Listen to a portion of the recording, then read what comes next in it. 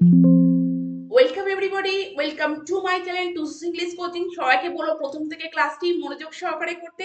আর আজকে যারা চ্যানেলে প্রথম আছো এবং এখনো অবধি চ্যানেলটিকে যারা সাবস্ক্রাইব করনি তারা অবশ্যই চ্যানেলটিকে সাবস্ক্রাইব করে প্রতিনিয়ত এই ধরনের ইম্পর্টেন্ট এবং ইন্টারেস্টিং ক্লাস করতে থাকো।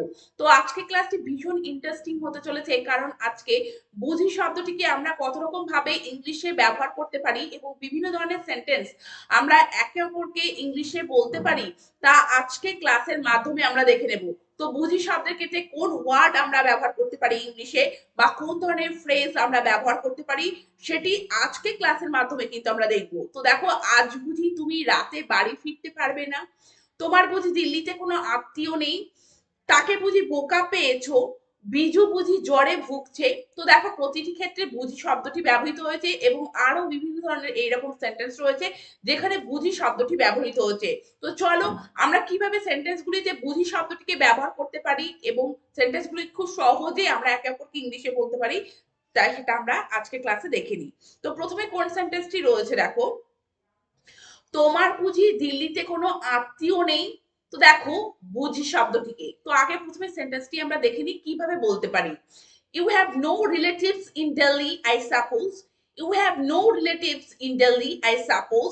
তো দেখো, বুঝি শব্দের ক্ষেত্রে আমরা কিন্তু সাপোজ শব্দটি ব্যবহার করতে পারি। তো আমার ধারণা বা আমার মনে হয় সেক্ষেত্রে বুঝি যে তোমার কোনো দিল্লিতে আত্মীয় নেই, তো সেক্ষেত্রে আই সাপোজ এইভাবে কিন্তু আমরা কোনো সেন্টেন্স বলতে পারি। পরের সেন্টেন্সটিকে দেখো, টানা বৃষ্টিতে বুঝি সবজির দাম বাড়বে। তো দেখো, বুঝি শব্দটি আছে। তো দেখো, টানা বৃষ্টিতে তো কিভাবে বলবো, I suppose price vegetables will go up due to constant rain. I suppose price of vegetables will go up due to constant rain. তো দেখো, আমার ধারণা বা আমার মনে হয় বা বুঝি যে টানা বৃষ্টিতে সবজির দাম বাড়বে।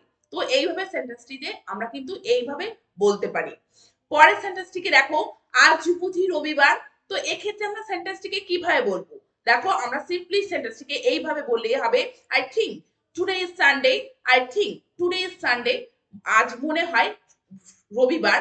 তো বা আজ বুঝি রবিবার। তো বুঝি শব্দটির ক্ষেত্রে আমরা থিঙ্ক শব্দটিও কিন্তু ব্যবহার করতে পারি। এইবার দেখে নাও যে বুঝি শব্দটির ক্ষেত্রে আমরা কোন ওয়ার্ড ব্যবহার করতে পারবো। রাতুল বুঝি তার নতুন চাকরির জন্য উত্তেজিত।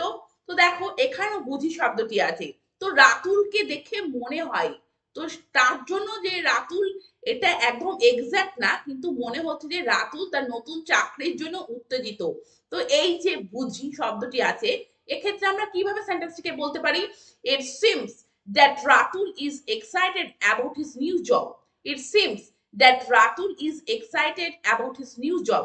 বা আমরা এভাবেও বলতে পারি, Ratul seems to be excited about his new job। তো দেখো, সিমস মানে মনে হওয়া, বা আমাদের যেটা কথ্য ভাষায় বুঝির ক্ষেত্রে আমরা কিন্তু সিম শব্দটিকে ব্যবহার করতে পারি।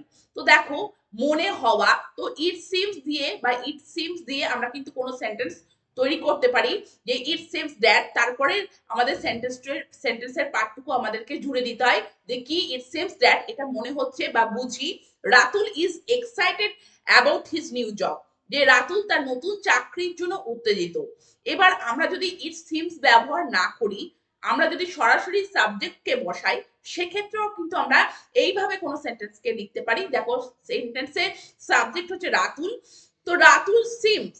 এবার দেখো কি, কে টু বি এক্সাইটেড, এখানে টু বি মানে হওয়া, টু বি এক্সাইটেড সে কি উত্তেজিত, কিসের জন্য, অ্যাবাউট হিজ নিউ জব, তার নতুন চাকরির জন্য। পরের সেন্টেন্সটিকে দেখো, বিজু বুঝি জ্বরে ভুগছে।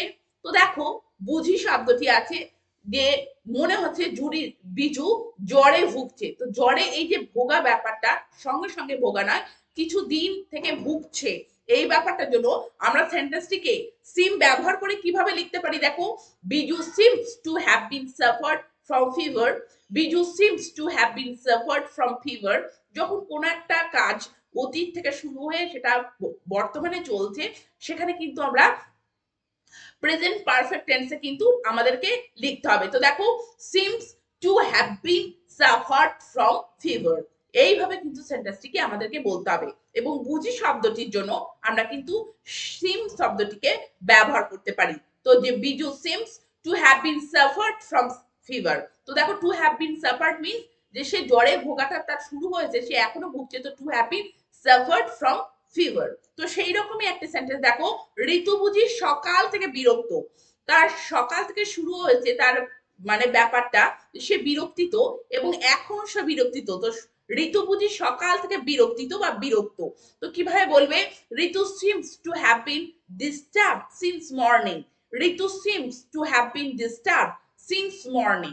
তো দেখো সকাল থেকে, তো একটা কোন একটা পিরিয়ড অফ টাইম থেকে সে এখনো বিরক্তিত, সেই জন্য seems to have been disturb.